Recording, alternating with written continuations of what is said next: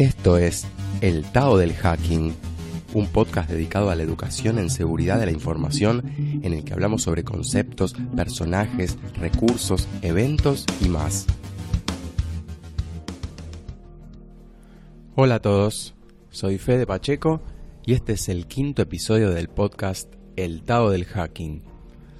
Debo confesar que a medida que van pasando los episodios se me ocurren más y más ideas sobre qué agregar y qué cambiar del podcast, pero por otro lado sé que si trato de modificar demasiado las cosas corro el riesgo de frenarme o que me trabe por las nuevas dificultades o cosas por el estilo. Así que por un tiempo voy a mantener las 4 secciones que les vengo proponiendo y en un futuro veré de ampliarlas según me vaya dando el tiempo, la cabeza, las ganas y por supuesto según continúe teniendo utilidad para los oyentes. Les cuento un poco sobre los contenidos de este episodio. En la sección conceptos vamos a hablar de algo fundamental, el hacking y los hackers, dos palabras mágicas que son normalmente mal utilizadas. En la sección personajes vamos a hablar de Robert Morris, el creador del famoso gusano de Morris. En la sección recursos les voy a contar sobre una obra en español llamada Seguridad Informática y Criptografía.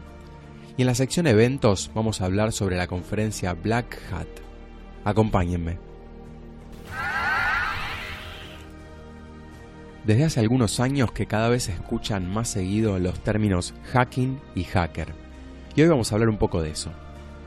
Existen varias teorías sobre el origen de la palabra hacker, e incluso entre especialistas y estudiosos no se ponen de acuerdo en de dónde proviene. En cuanto al significado actual de la palabra hacker, ir al diccionario no es de gran ayuda. Para que se den una idea, en 2014 la Real Academia Española de la Lengua lo definió como pirata informático, lo que hizo enojar bastante a la comunidad de seguridad por estar muy lejos de la realidad. Pero lo cierto es que estaba de acuerdo con la percepción de la cultura popular. Unos años después parece que reflexionaron y se agregó una nueva acepción que dice que un hacker es una persona experta en el manejo de computadoras que se ocupa de la seguridad de los sistemas y de desarrollar técnicas de mejora. Esta definición cayó mejor en el ambiente de la seguridad, pero igualmente no alcanza para dar una explicación completa de lo que es un hacker. Entre las teorías más plausibles del origen del término, hay una que se remonta a 1961, cuando el MIT compró la computadora PDP-1 que atrajo la atención y curiosidad de los estudiantes que pertenecían al club de modelismo de trenes, el TRMC, porque podían programarla.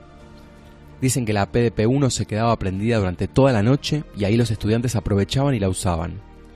Con el tiempo, algunos de ellos pasaron a formar parte del laboratorio de inteligencia artificial del MIT y se llevaron algunas costumbres, como la de hacerse bromas, que justamente llamaban hacks, y por esto se autodenominaban hackers. Este relato es el que tiene mayor sustento histórico y probablemente sea el más relacionado con el origen real de los términos hacking y hacker. Otra teoría más prosaica sobre el origen hace referencia al golpe que se le daba a los equipos para hacerlos andar, que sería el hack, pero tiene menos sustento histórico y no está muy aceptada. Con el correr del tiempo apareció un significado más moderno de hacker en ámbitos de informática y se refirió a expertos en computación que usaban sus conocimientos para resolver problemas, muchas veces haciendo uso de la programación, aunque con el tiempo el término fue adoptado por la comunidad de seguridad informática para referirse a gente con grandes conocimientos técnicos que lograban introducirse en sistemas informáticos. Así, muchos hackers que podemos considerar bajo la primera definición, la del ámbito informático, son reconocidos hasta el día de hoy por sus grandes aportaciones a la tecnología.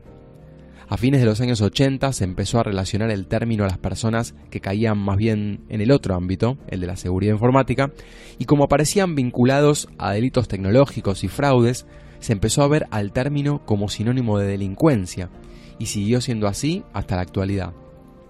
Además, especialmente desde la segunda década del siglo XXI, los medios masivos de comunicación usaron y abusaron de la palabra para generar reproducciones, tráfico web y discusiones donde la referencia continuaba siendo un anacronismo. Algunos estudiosos del tema aseguran que el hecho de que los hackers sean mal vistos ayuda a los gobiernos y al poder privado a definir la normalidad en el mundo informático y a justificar la supervisión, la vigilancia y el castigo en esos contextos. En paralelo, durante los últimos años, se llevó el concepto de hacking a otros ámbitos, tomando como base el sentido original del término, que se refería a la resolución de problemas o proposición de ideas de formas originales, innovadoras o singulares. De esta forma aparecieron eventos llamados hackatones, por la unión de hacking con maratones, donde grupos de programadores se reúnen para resolver problemas de distintos ámbitos, pero también se llevó el concepto a ámbitos de las ciencias sociales y humanísticas, por lo que la palabra hacker dejó de ser patrimonio exclusivo de la tecnología. En nuestro contexto bajo estudio, que es el de la seguridad informática, hay acuerdo en una clasificación básica del término hacker que toma como criterio su intención o ámbito en el que se desarrolla la actividad. De esta manera tenemos los hackers de sombrero blanco o white hat hackers, que son los que usan sus conocimientos legalmente, con el objetivo de mejorar la seguridad a través de la búsqueda de vulnerabilidades y fallas. Luego tenemos los hackers de sombrero negro o black hat hackers, que son los que se manejan de forma ilegal usando sus conocimientos para fines maliciosos. Y en el medio de estos dos tenemos los grey hat hackers o hackers de sombrero gris, que están en una amplia franja de acción, pero se los asocia normalmente con cuestiones de dudosa ética y moral, que puede ir desde lo legal hasta lo ilegal, usualmente trabajando para el mejor postor, como lo haría un mercenario, o bien por fines ideológicos, políticos, religiosos y afines, como lo asociado al hacktivismo, que es la unión del hacking con el activismo. Para terminar, y en un sentido más filosófico, el término hacker estuvo mayormente asociado a una ética en común, propia de una subcultura, relacionada con el hecho de compartir el conocimiento, con la libertad de expresión y con la defensa de la privacidad. Esto, si bien es un trasfondo de una época de más romanticismo y menos pragmatismo, sigue siendo el conjunto de valores subyacentes en muchos de los hackers de la actualidad. En fin, el tema da para mucho más y vamos a seguir explorándolo en futuros episodios. Hoy en la sección personajes les voy a contar sobre Robert Morris. Robert Morris se hizo famoso súbitamente por crear el gusano que lleva su nombre, obviamente el gusano de Morris, en el año 1988, que se considera el primer gusano de Internet. Al año siguiente fue acusado por fraude y abuso informático, siendo la primera persona en ser condenado por este tipo de delitos. Fue sentenciado a 3 años de libertad condicional, 400 horas de servicio comunitario y una multa de $10.000, y si bien apeló la sentencia, su apelación fue rechazada. Durante sus años de estudiante fue alumno de la Universidad de Harvard y luego de la Universidad de Cornell, donde diseñó su famoso gusano que se expandió por lo que entonces era Internet. Conceptualmente podemos decir que un gusano es simplemente un tipo de software malicioso, por ahora. El padre de Robert Morris, también de nombre Robert Morris, fue un científico de la computación y criptógrafo que trabajó en la creación de los sistemas Multics y Unix en Bell Labs y posteriormente fue jefe científico de la NSA. No sabemos si esto habrá sido un aliciente para evitar ir preso, pero es un dato cuanto menos curioso. Ahora bien, si quieren saber por qué se le puso el nombre de gusano, eso también tiene una explicación, y es en referencia a los grandes gusanos de la literatura de Tolkien. El gusano fue lanzado desde la red del MIT, Instituto Tecnológico de Massachusetts, para ganar acceso a sistemas explotando varias vulnerabilidades, como por ejemplo un bug en el programa SendMail de Unix, un buffer overflow en el servicio de Finger y la confianza transitiva entre sistemas que permitió la ejecución remota sin contraseñas. Lo que lo convirtió en un ataque de denegación de servicio inesperado fue que el código del gusano incluía una rutina que chequeaba si ya existía la infección y, para superar la posibilidad de falsos positivos, se copiaba a sí mismo una de cada 7 veces sin importar la respuesta. Esto hizo que creciera la infección y se continuara replicando por toda la red.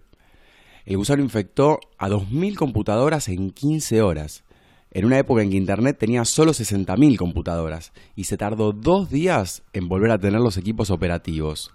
Lo más importante del caso es que llevó a la agencia DARPA a crear el primer centro de respuesta a incidentes, el famoso CERT, en la Universidad de Carnegie Mellon.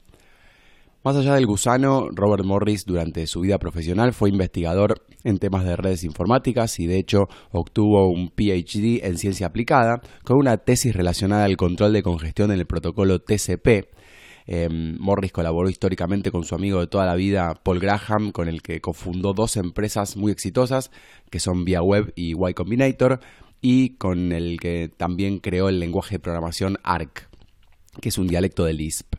Actualmente es profesor en el MIT, en el Departamento de Ingeniería Electrónica y Ciencias de la Computación, y fue incluido como parte de la Academia Nacional de Ingeniería de los Estados Unidos en el año 2019.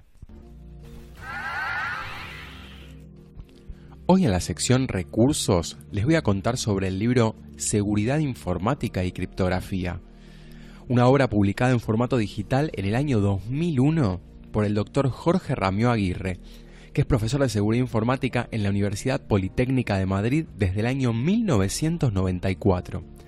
Además es el creador y coordinador de CryptoRed, que es una red temática iberoamericana de criptografía y seguridad de la información desde 1999. Es reconocido a nivel mundial por sus trabajos sobre educación en criptografía y seguridad informática y es co-creador de CryptoCert, la primera certificación técnica profesional de criptografía y protección de la información en español.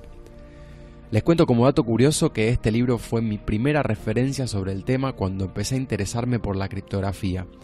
Y de hecho, muchos años después, tuve el honor de que el doctor Ramió Aguirre haya aceptado escribir el prólogo de mi propio libro sobre criptografía, publicado en 2014. Volviendo a la obra, su alcance masivo en el público hispanoparlante se debió a varias razones. La primera es que está escrito en español. La segunda es que su edición original fue en formato digital. La tercera es que desde el inicio se disponibilizó para su descarga libre y gratuita por internet. Y la cuarta y más elemental es su excelente didáctica y calidad técnica. El contenido del libro se basa en el material de estudio de las asignaturas dictadas por el Dr. Ramió Aguirre y cuenta con una versión en formato de presentación tipo PowerPoint que incluye muchas animaciones importantísimas para entender el paso a paso de muchas cosas como algoritmos y protocolos criptográficos. Los temas que abarca van desde la criptografía y sistemas de cifrado clásicos, pasando por las bases teóricas de la criptografía moderna y los algoritmos y técnicas modernas en sí. Se aborda obviamente el cifrado asimétrico y simétrico tanto de bloque como de flujo, los algoritmos de hash, los protocolos criptográficos, la firma digital y certificados digitales y varios temas más. En el año 2013, la editorial 0x Word publica en papel una edición ampliada de este libro que su autor escribió junto al doctor Alfonso Muñoz, agregando el sistema RSA en profundidad a los contenidos. Y en 2019 salió la segunda edición. Claro que esta edición tiene costo, pero la versión original del libro, actualizada al año 2006, se puede seguir descargando gratuitamente. Para todos los interesados en aprender sobre criptografía, les recomiendo fuertemente esta obra y ojalá que para todos sea tan inspiradora como lo fue para mí.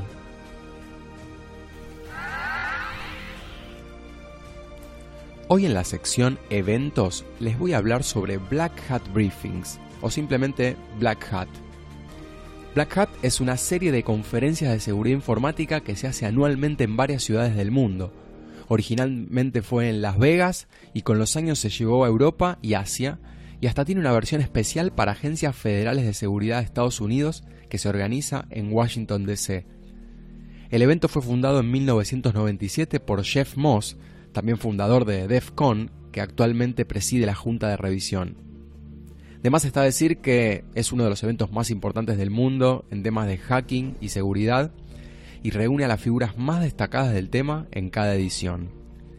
Tiene 3 secciones principales: la conferencia en sí, los seminarios o trainings, que los dictan profesionales y empresas de seguridad y por supuesto tienen costo aparte, y desde 2010 se empezó a incluir también la sección Arsenal, que consta de la presentación de herramientas de seguridad creadas por la comunidad y el archivo histórico es mantenido por ToolsWatch. Black Hat suele programarse para las fechas cercanas a DEF CON porque mucha gente asiste a ambas conferencias, aunque Black Hat es percibida como más corporativa que DEF CON. La calidad de la organización hace que sea una experiencia única en todas las ciudades del mundo que se hace y es sin duda una de las conferencias a las que hay que asistir algún día en la vida del profesional de seguridad. El público va desde especialistas, investigadores, académicos, consultores, gente de empresas y entusiastas en general, y hay actividades y charlas para todos los niveles, aunque el foco es en el alto nivel técnico. Además, como toda conferencia de seguridad, es un excelente lugar para el relacionamiento con todo tipo de profesionales. Eso sí, a diferencia de DEF CON, que tiene una entrada de precio accesible de alrededor de $150, la entrada de Black Hat tiene un costo de unos $2.500 o más, dependiendo de la fecha en la que se compre. Y esto es solo para los 2 días del evento, porque los trainings, por su parte, cuestan arriba de los $3.000. Claramente es para bolsillos más pudientes o, como decíamos antes, para empresas que mandan a sus empleados con todo pago. Y con esto me despido de este nuevo episodio del podcast El Tao del Hacking. Espero que les haya gustado. Pueden dejarme sus comentarios por cualquier medio y los espero en el próximo episodio. Hasta la próxima.